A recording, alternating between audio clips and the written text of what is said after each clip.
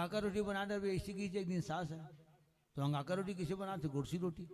तो कहूँ बनाई दी बपुरी का जाने का तो 60 में बताइस पढ़ंती का जाने बनाए भाई कैसे बनाते माँ तो बताइस सुपल मड़ा लेवे पहले पिसान सान लेवे सुपल मड़ा लेवे तेकर बाद परसा पान तेकर बाद कनकी पिसान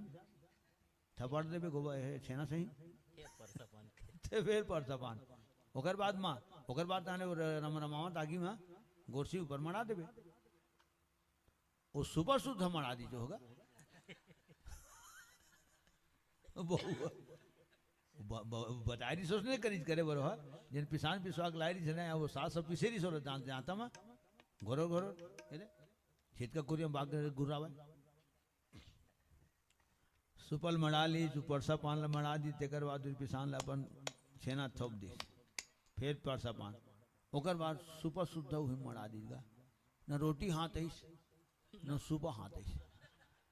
लखन श्री रामचंद्र की जय